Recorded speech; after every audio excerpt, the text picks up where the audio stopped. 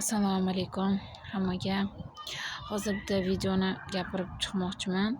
Bilasizlar, Durdona Hakimovani o'ldirib ketishdi. O'zimizda o'zbek bolalari o'ldirib musorkaga tashlab yuborishgan.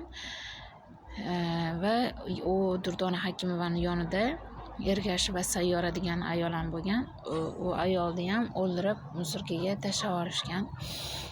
Videolari ham bor, videolarni ham dars chiqarishdi. Bu gapim bilan nima demoqchiman? Durdona Hakimovani o'ligini topishdi, lekin Sayyora Ergasheva degan ayolni o'ligini topisha olgani yo'q. Chunki mayda qilib nima desam bo'ladi, musorkaga tashlab yuborishgan. Buni gapirib chiqishdi o'zi ham juda ham qo'rqinchli holat. O'zim o'sha videoni ko'rganimda juda ham yomon ahvolga tushdim. Juda ham yomon bo'ldim. Ko'pchilik erkaklar, ko'pchilik ayollar yozishgan o'sha videoni tagiga. Xullas, kommentariyasini o'qib chiqqanimda ko'p erkaklar o'zi iflosi yurmaganida boshiga shunaqangi kun tushmagan bo'lardi. Bundan battari ham bo'lishi mumkin. Ayollar o'zlarini nima desam bo'ladi, bosib olinglar, Turkiyaga borgan ayollar deb. Xo'p, u Turkiyaga kelgan ko'p ayollarni qanday yuradi, qanaqa yuradi men bilmayman. Lekin Turkiyaga kelgan, xo'j Turkiya bo'ladimi, xo'j Rossiya bo'ladimi, xo'j boshqa bir mamlakat bo'ladimi, davlat bo'ladimi, o'sha yurtga borib ishlayotgan hamma ayol kishilar yomon degani emas.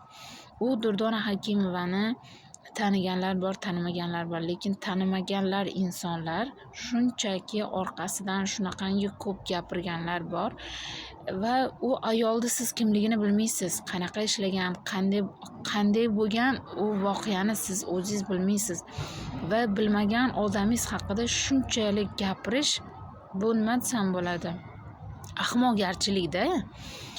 U ayolni shu darajada nima desam bo'ladi, vahshiylarcha o'ldirib ketgan erkak haqida gapirilmayapti. Isqirt, shunchalik ham vahshiy bo'lasanmi deb yozganlar bor, biriktalari bor, lekin u ayol haqida gapirib isqirt yurgan, o'zi iflos yurgan bo'lsa kerakdir-da, o'shaning ham o'ldirib ketgan bo'lsa kerakdir-da deb gapirib chiqyapti-da. U narsani qanaqa qilib gapirishlaring mumkin? U odam vahshiylarcha o'ldirib ketganini gapirmasdan, u ayol o'zi iflos yurgandir balkim, o'sha iflos yurgani uchun ham boshiga shunaqangi kun tushgan deb gapirgan birikta erkaklar. Sizlar o'zlaringda ham boshlaringga kelsa keyin bilasizlar.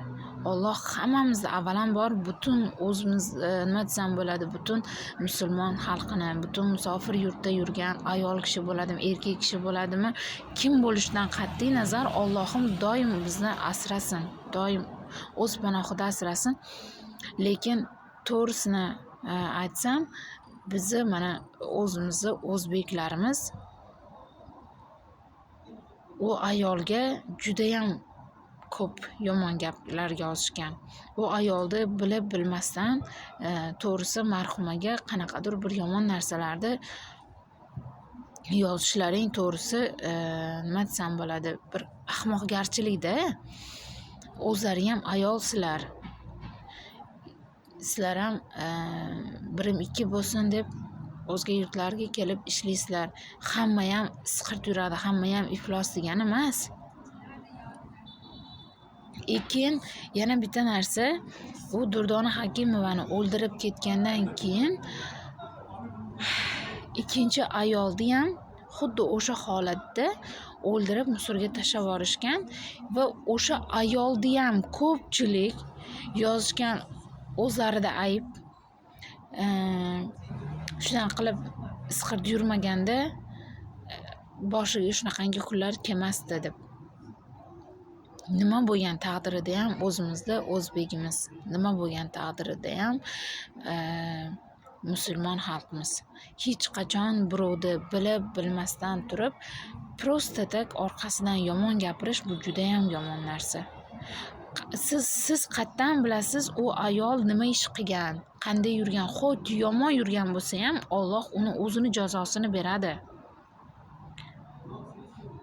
Hammani o'limi har xil va hamma qanday o'lishini hech kim bilmaydi. Qayerda o'lishimizni, qanday holatda o'lishimizni hech kim bilmaydi.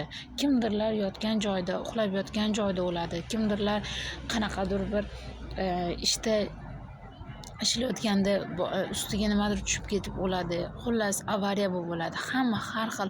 O'lim qachon, qaysi payt, qayerda kelishini hech kim bilmaydi. Faqat Allohdan boshqa hech kim bilmaydi. Lekin o'lgan marhuma ayollarga bunchalik yomon narsa yozishlaring ahmoqgarchilikda, to'g'risi.